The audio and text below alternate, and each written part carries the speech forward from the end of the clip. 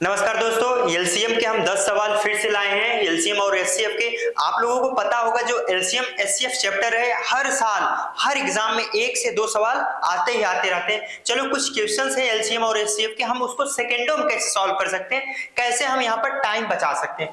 चलो देखते हैं सवाल क्या बोलता है। पहला 10, 12, 15 और 18 और 20 सैनिकों की टुकड़ियों में और ठोस वर्ग के रूप में तैयार किए जाने वाले सैनिकों की सबसे कम संख्या क्या होगी। तो एक तो तरीका है, आप लोग क्या निकालेंगे, एलसीएम निकालेंगे किसका, 10 का, 12, 15 और 18 का, 12, 15, 18 और 20 का। उसके बाद उसको देखेंगे, जो भी एलसीएम आएगा उसका वर्ग बनाएंगे, उसके बाद आंसर मारेंगे। ऐसे करेंगे तो आपको मिनटों जाएंगे। चलो हम इसको सेकेंडों में बताते हैं कैसे होगा। क्या बोला, ध्यान से देखो। इसका हम बात करें तो ये क्या है, 18 का डिजिट सम क्या होता है, 9। ठीक होता है 9। ऑप्शन वही होगा जो 9 से डिविजिबल होगा। क्यों? क्योंकि ये एलसीएम है। चलो देखते हो 9 से डिविजिबल कौन कौन सा है, ये नहीं होगा। इसका डिजिट सम क्या है, 4। इसका डिजिट सम क्या है, 9, ये डिविजिबल होगा। इसका डिजिट सम क्या है, 9, ये भी डिविजिबल होगा। इसका डिजिट सम क्या है, 6, 5, 11, 2, 13, मतलब 4। देखो कौन कौन सा ऑप्शन होगा, नहीं ये नहीं होगा। अब ये 2 ऑप्शन है, ध्यान से देखो क्या बोला है, एक वर्ग हो, वर्ग के रूप में। 180 का कोई वर्ग ही नहीं होता। ऑप्शन क्या बचा, ओनली फॉर बी ऑप्शन, 900 किसका वर्ग होता है, ये आप लोगों को पता होगा, ये 30 का वर्ग होता है। ठीक, चलो हम नेक्स्ट क्वेश्चन पे चलते हैं। नेक्स्ट क्वेश्चन क्या बोलता है, नेक्स्ट क्वेश्चन बोलता है दो संख्याएं 4:5 के अनुपात में है। ठीक है, दो संख्या कोई है 4:5 में, यदि उनका महत्तम समापवर्तक 16 है।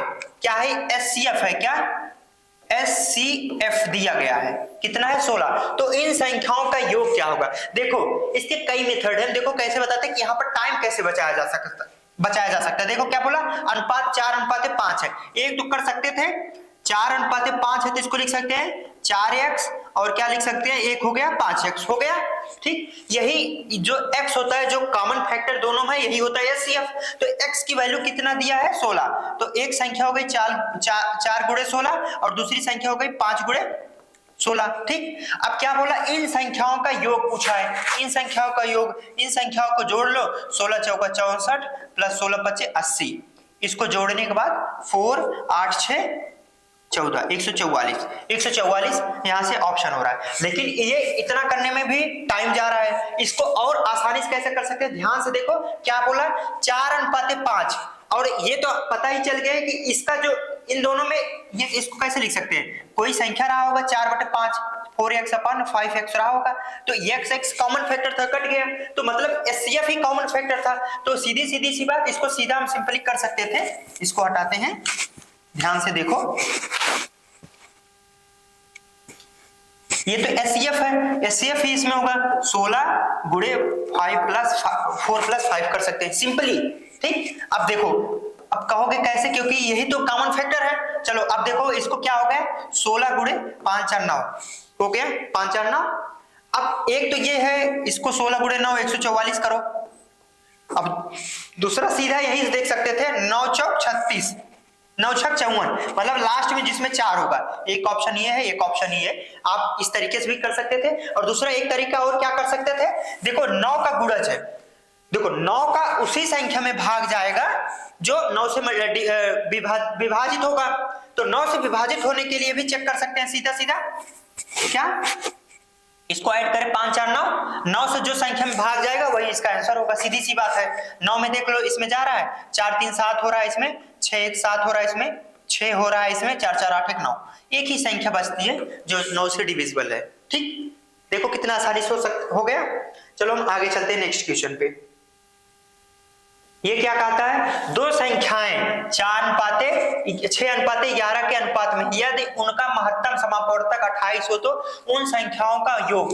फिर से पूछा, उन संख्याओं का योग। अब ध्यान से देखो क्या बोला, दो संख्याओं का अनुपात दिया है। ठीक, दो संख्याओं का अनुपात 6:11 एचसीएफ 28 है। तो इसको सीधा सीधा कर सकते थे, 28 6 एक संख्या हो जाएगी, 28 गुणे 11 दूसरी संख्या हो जाएगी।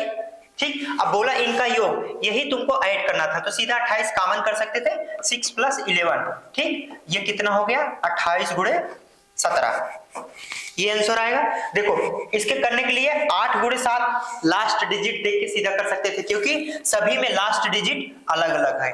इसको यहां से भी बहुत आसानी से कर सकते थे, 8 × 7 = 56, मतलब जो लास्ट में 6 होगा, एक ही ऑप्शन, ठीक, एक तरीका ये। और दूसरा तो इतना भी नहीं करना था, सीधा यहीं से देखना था, 6 1 7 होता, 7 × 8 करने पर जो लास्ट वैल्यू आ जाएगी 6, देख के आगे बढ़ जाना चाहिए था, कोई इतना मेहनत नहीं करना था, समझ में आ गया। चलो हम आगे बढ़ते, फिर से ये वाला देखना है तरीका। देखो क्या बोला, योग बोला है, तो ये जो संख्याएं हैं ध्यान से देखो, इसी चीज को फास्ट किया गया। अगर हम इसका ऐड करते दोनों संख्याओं में योग सेम हो जाएगा, अगर इसमें जो x था वो 12 आ जाएगा, यही x क्या है 28 है, क्योंकि यही महत्तम समापवर्तक, यही कॉमन फैक्टर होता है, कॉमन फैक्टर का बस इसमें गुणा करना है, इसको ऐड करने के बाद 17 × 18 का 28 करोगे तो लास्ट डिजिट क्या हो गई, आएगी 6, और इसमें लास्ट डिजिट में 6 में सिर्फ एक ऑप्शन है। देखो ये वाला सवाल क्या बोल रहा है, दो संख्याओं का मासा और लासा दिया गया है 6 और 50 40, तो एक संख्या दी गई है 210, दूसरी संख्या पूछी गई है। सीधी सी बात है, इसका जो फार्मूला है पढ़ाया गया है n1 × n2, पहली संख्या गुणे दूसरी संख्या इक्वल टू क्या होता है LCM × SCF, ठीक। अब देखो एक संख्या है 210, दूसरी संख्या निकालनी है n2, एक ये दिया है 10 50 40 × 6 दिया गया है। देखो सॉल्व करने का, देखो यहां से जब कैलकुलेशन की बात आए तो एक बार अपने दिमाग में ये डिजिट सम और लास्ट डिजिट को देख के कैलकुलेशन करोगे, बहुत आसानी से सवाल सॉल्व हो जाएंगे। देखो हम बोले क्या कि डिजिट सम से करो या लास्ट डिजिट, देखो चलो हम इसको लास्ट डिजिट से देखते हैं तो बहुत आसानी से। देखो 0 0 कर सकता है, कोई दिक्कत नहीं, नहीं करता तब भी हम देख लेंगे। देखो 6 चौक 24, लास्ट में क्या आ रहा है, सिर्फ लास्ट डिजिट देखे तो इसमें 4 आ रहा है, इसमें क्या है 1 है लास्ट डिजिट, इसमें ऐसी कौन सी संख्या का गुणा करें लास्ट डिजिट 4 आ सके, 4 से ही गुणा हो सकता है। और देखो कोई भी आगे की संख्या होगी हमें नहीं पता, ठीक, लेकिन लास्ट डिजिट उसका 4 होना चाहिए। तो ऑप्शन में देख लो, इसका 6 है, इसका 4 है, इसका 0 0, तो क्या ऑप्शन आ रहा है, सिर्फ बी ऑप्शन आ रहा है। देखिए कितने आसानी से हो सकता है। चलो हम इसको आगे आप बढ़ते हैं, चीजें समझ में आ गई, अगर गुणा करके पूरा देखोगे तब भी वही आएगा। चलो क्योंकि एग्जाम में फास्ट करना है, कैलकुलेशन इतनी स्पीड बढ़ानी है, तो डिजिट सम लास्ट डिजिट ये सब कुछ चीजें देखनी, आसान चीजें करनी ही चाहिए। चलो आगे बढ़ते हैं।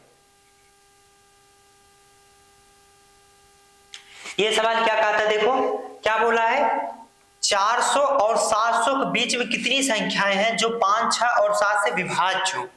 किसके किसके बीच में पूछा है, 400 से 700 के बीच में ऐसी कितनी संख्याएं हैं जो किसके किसके बीच में 5 6 और 7, 5 6 और 7 से विभाज्य हो। ध्यान से देखो 5 6 और 7 से विभाज्य होने के लिए संख्या मिनिमम ये होनी चाहिए, ठीक होनी चाहिए। एक बार देख लो क्या होता है, 6 पंचे 30 गुणे 7 त्रिक 21, 210 मिनिमम होना चाहिए, लेकिन बोला है 400 के बीच में, ठीक। तो 400 इसका गुणा अगर हम 2 करते हैं तो ये आ जाता है 420 पहली संख्या। अगर दूसरी संख्या देखें, इसमें कितना 210 का ऐड कर दें तो 0 ये हो जाएगा 3 और ये 630 हो जाएगा। फिर उसके बाद इसमें 210 और ऐड कर दें तो कितनी हो जाएंगी, देखो ध्यान से 0 4 8। तो बोला कि किसके किसके बीच में, 400 और 700 के बीच में सिर्फ 2 संख्याएं आ रही हैं, इसमें कितने ऑप्शन हो जाएंगे, ओनली फॉर 2 ऑप्शन हो जाएंगे। ठीक है, चीजें समझ में आ गई, आगे बढ़ते हैं।